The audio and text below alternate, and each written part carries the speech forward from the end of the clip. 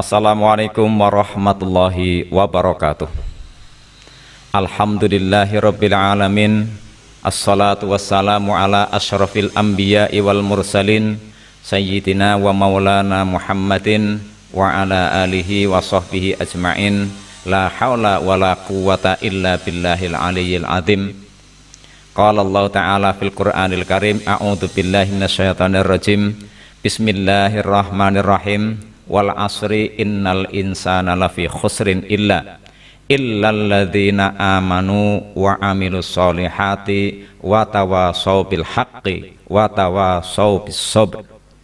Shadaqallahul azim. Alhamdulillahirabbil alamin. Puji syukur atas segala nikmat yang Allah limpahkan kepada kita.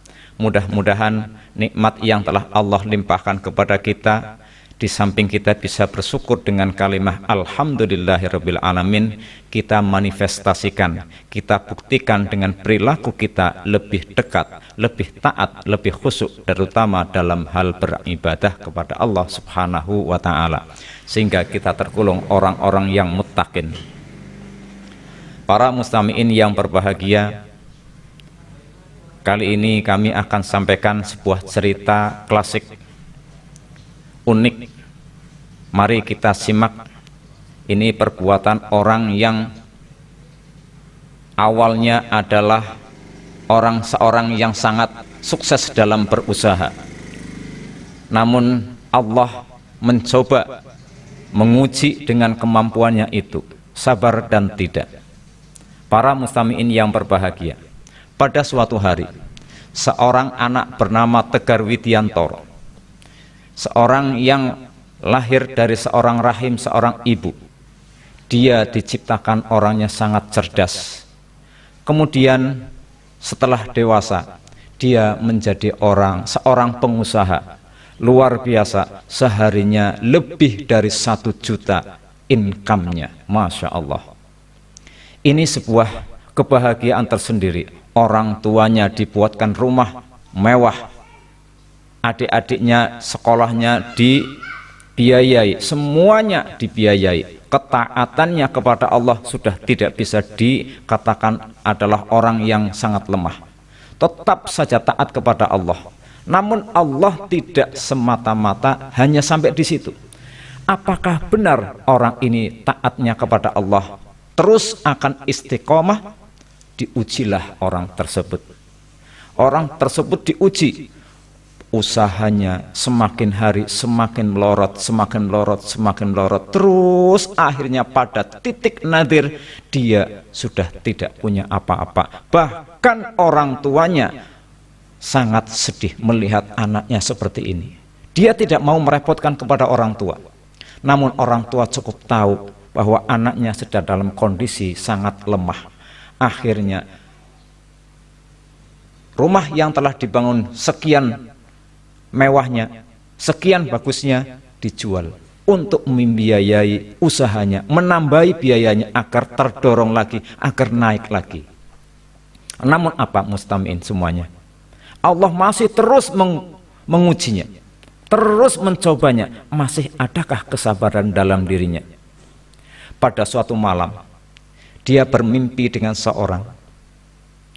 Kesimpulannya adalah bahwa dia disuruh untuk membaca Al-Quranul Karim. Dalam kondisi yang sangat luar biasa, sudah tidak ada daya dan upaya, bingung sekali. Dia hanya membuka Al-Quran, caranya adalah membuka Al-Quran secara acak, tidak diurut dari mulai ayat pertama, ayat kedua. Asal dibuka ayat Al-Qurannya. Ternyata apa yang didapat adalah dia disuruh tentang awali segala perbuatan dengan niat dan ustad. Niat dan ustad. Ustad ini singkatan adalah usaha dengan tekad namanya. Jadi pertama, niatkan diri. Setiap langkah kita, setiap akan kita bekerja, niatkan dengan lillahi ta'ala. Apapun yang diberikan oleh Allah merupakan adalah pemberian nikmat yang sudah tidak bisa ditawar kembali. Jangan karena sesuatu sehingga kita menghambakan kepada orang tersebut, nanti kita jadi syirik kepada Allah Subhanahu wa ta'ala. Para mustami'in yang berbahagia. Namun kemudian dia ingat akan ayat tersebut, kemudian berpikir dia harus niat yang kuat dalam hati, kemudian usaha dan tekadnya membaca kembali lagi tanpa biaya apa-apa. Niat bismillahirrahmanirrahim, saya akan usaha adalah menuju ridha Allah subhanahu wa ta'ala. Dia kemudian berjualannya apa? Berjualan bakso.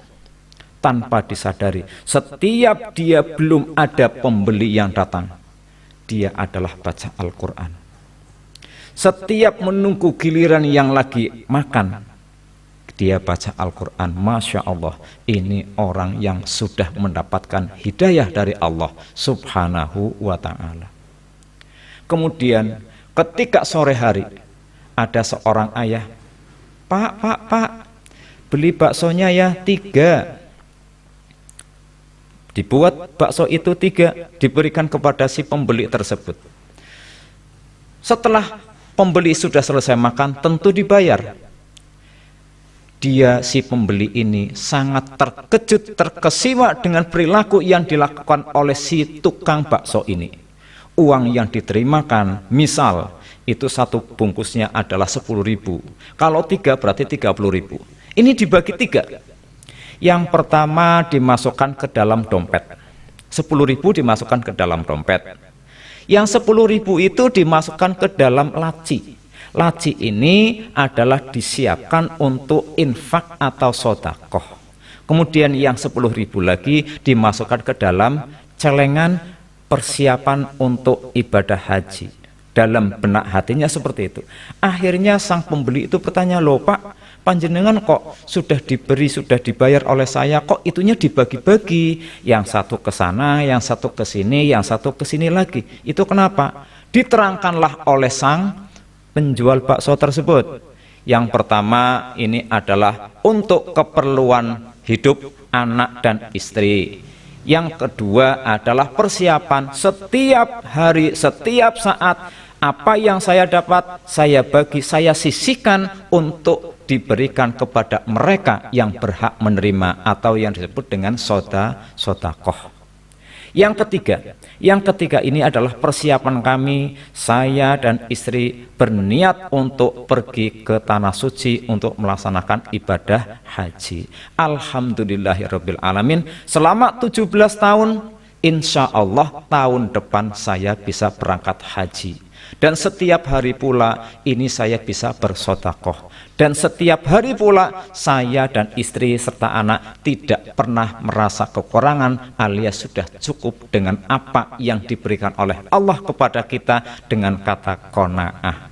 Inilah herannya seorang pembeli kepada seorang penjual bakso. Masya Allah, saya sudah segini kayaknya, tapi saya belum pernah ada niat seperti ini, saya belum pernah ada usaha seperti ini. Ini merupakan inspirasi buat saya. Alhamdulillah, mudah-mudahan Ramadan benar-benar membawa saya adalah hikmah. Hikmahnya apa? Ini salah satunya, mendapatkan inspirasi dari tukang bakso yang hasilnya dibagi-bagi, yang satu untuk kepentingan keluarga setiap hari, yang satu untuk persiapan setiap hari saya harus bersedekah, yang ketiga adalah persiapan untuk menunaikan ibadah haji.